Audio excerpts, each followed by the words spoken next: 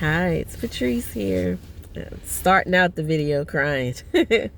I we've we we've been sick, and I think in the last video I talked about some of the newer revelations that have come about, and then and I was already in a state of grieving anyway, off and on, more on than off, unfortunately, but it's a part of life, so it's not something that I'm trying to run from, nor is it something that I'm trying to wallow in and ruminate on. So it's just, allowing myself to feel what I feel in the moment and letting those feelings pass. Because they do. They always pass. And that's a great thing. And one really nice thing that I'm noticing as I start to learn how to love myself, or remember how, because this one lady, this author, she always says, how, you just forgot, in the midst of whatever happened.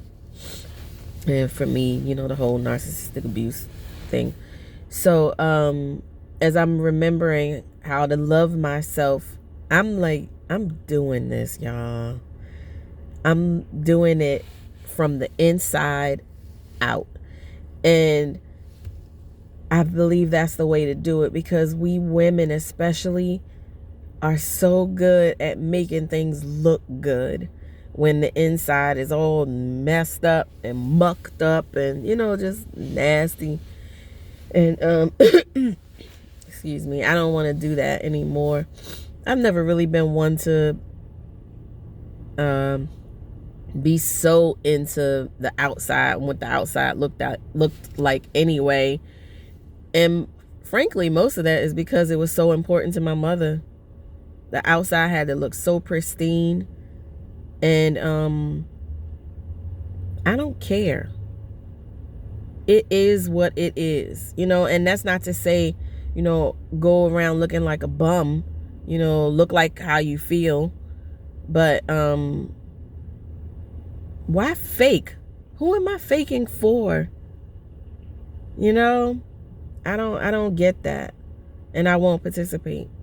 So right now I'm just feeling I guess extra grieved. I don't even want to think about my husband's grandmother being gone. It's like I want to pretend like she's still here until I absolutely have to face it. But of course, it comes up, and I look at my husband and he looks terrible. And I feel for him. And frankly, I feel it too. I've been in this family 23 years. So, and God, to consider going to see his family and that woman not being there. I'm like, oh my God. Yeah. And I'm always, and I thank God for this, and it's not, I don't know, I want to say it's not because of me, and I hear God saying it is, but I'm always received well in any circle, and I thank God for that. And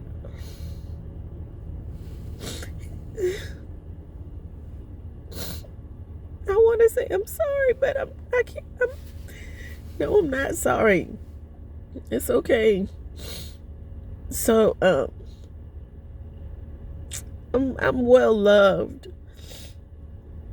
Even if in some cases people's love is like faulty and all, I'll say I'm well liked. Maybe that's a better way to say it.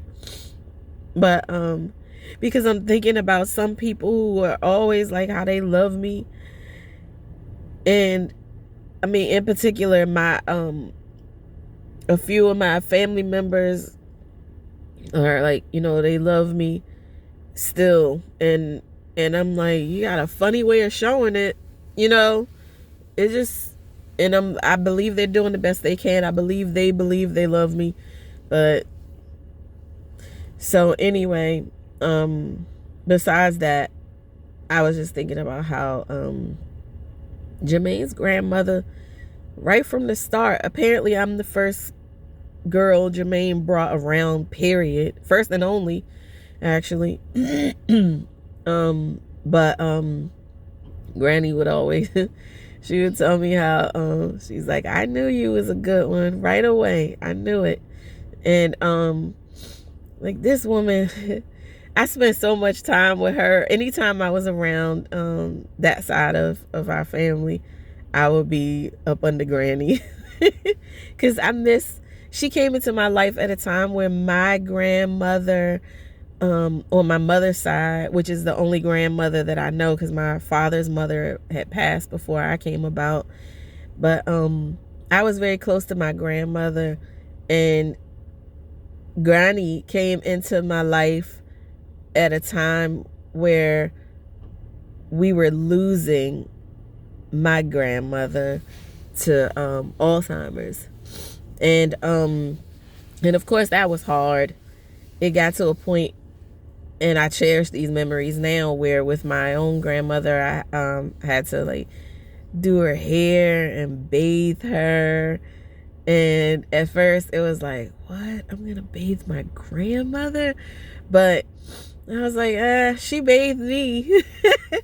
So, and it was like I had to shift in my mind to, okay, pretend like this is a toddler, because she was very much like a toddler, and how she behaved and everything. Like I remember putting bubbles in the tub and running water for her bath, and when she saw them bubbles, she flipped out.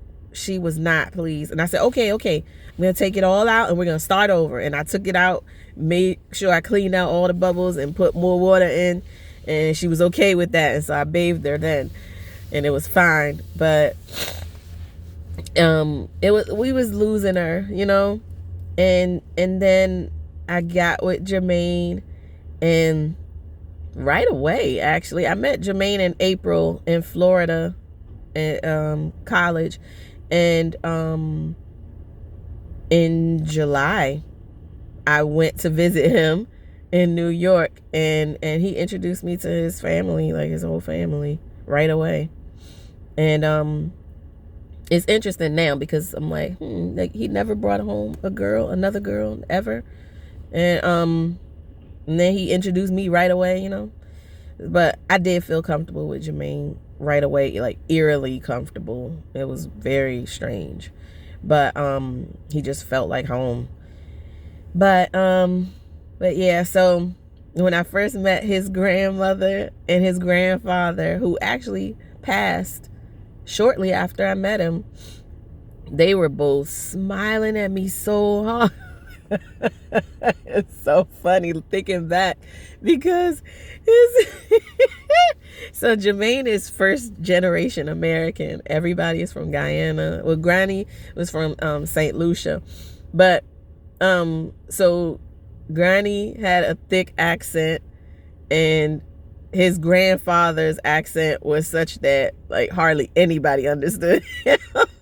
So I'm in the car we took them somewhere, I don't know, but they were sitting in the back, and I sat in the front with Jermaine, and they were so, I could tell like prophetically that they were very pleased with me. They were very pleased with Jermaine's choice. And I'm sitting there and I'm smiling at them and everything, and they're saying a few things, and I'm like, what are they saying? I was like, I don't know what they're saying.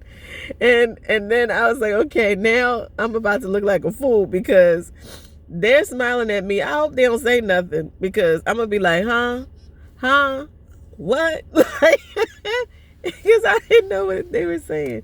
But eventually I could understand Granny better.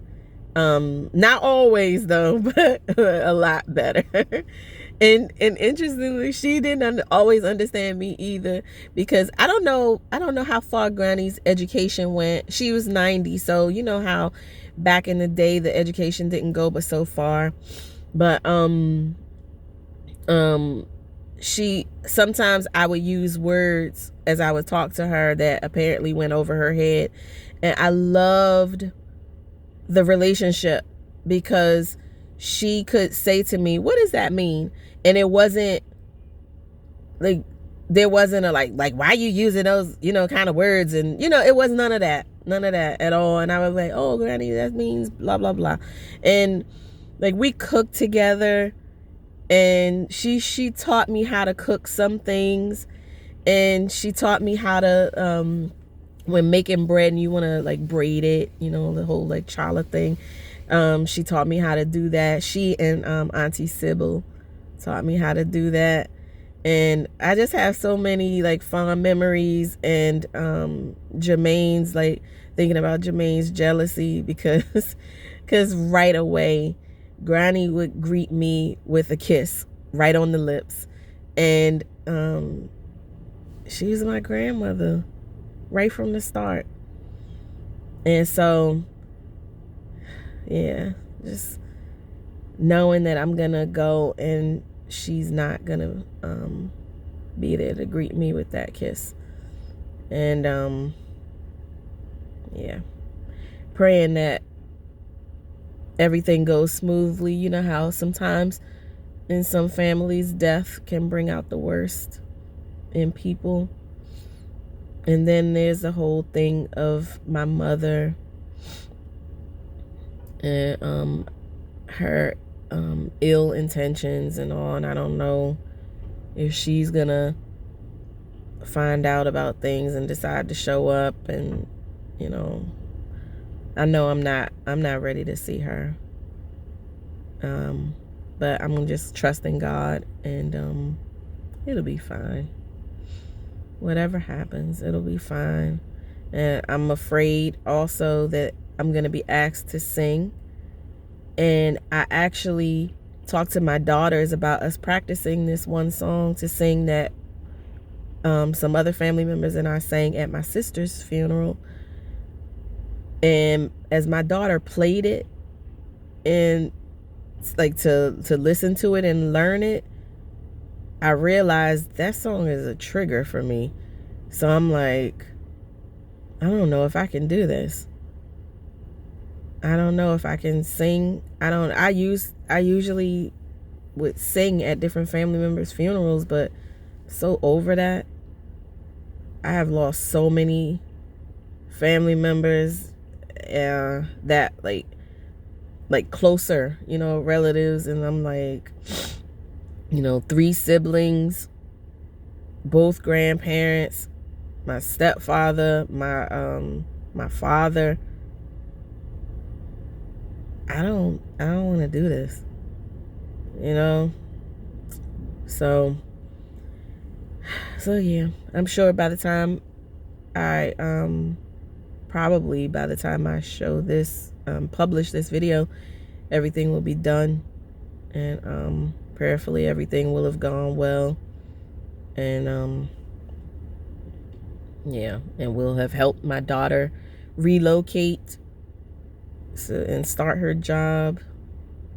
And it'll be nice to have a different place to visit and go and stay with her a little bit here and there. I told her I was going to invite myself, but I'm not going to do that. I'm going to check with her. Of course, I'm not going to just show up. Like, that's crazy. But yeah, so a lot of new stuff. But I'll end the video here, and thank you for watching as always. And I pray that all is well with you and yours. It's something. Sometimes I told my one of my dads, Gary, I was like I don't even know how I'm still like standing, honestly, because there's so much that I don't say that but he knows like everything. And I'm like, I don't even know how I'm still here, honestly. Like, why my heart ain't just like, be like, okay, that's it. I'm out. I'm gonna give up now. Like, so much going on, left and right. And then, of course, my mother's shenanigans adds a whole nother layer of grief and just ridiculousness. I don't understand. But, alrighty. So, I'll go ahead and end the video for real. Thanks for watching. Like, subscribe, share if you think it'll help somebody. See you in the next video. Bye.